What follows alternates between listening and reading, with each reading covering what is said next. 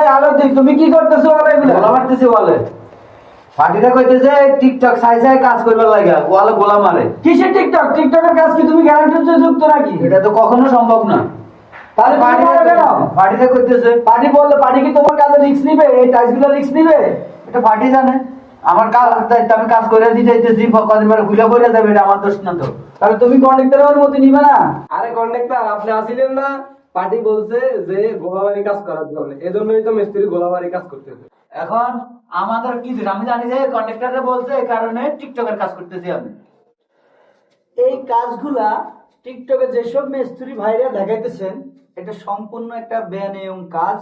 এই কাজটা পরিপূর্ণভাবে কোনোভাবেই ঠিক না।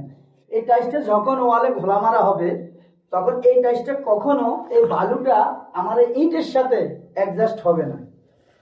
এই ইটে থেকে সম্পূর্ণ আলাদা থাকবে, তাই এই টাইসটা দীর্ঘ 20 বছর টেকসই হবে। ইটের উপরে টাইসটা লাগানো হবে, তখন এই টাইসটা আপনার 50 বছরে কিছু হবে না, যদি দেওয়ালে 1 সপ্তাহ পানি মারা হয় টাইস লাগানোর পরে।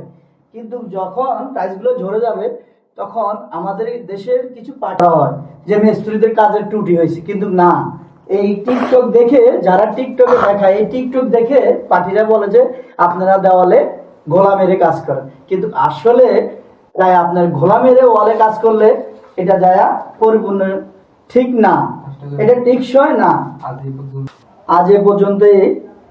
নতুন নতুন ভিডিও পেতে হলে আমাদের সাথে থাকুন, চ্যানেলটা সাবস্ক্রাইব করে দেন এবং শেয়ার করে দেন।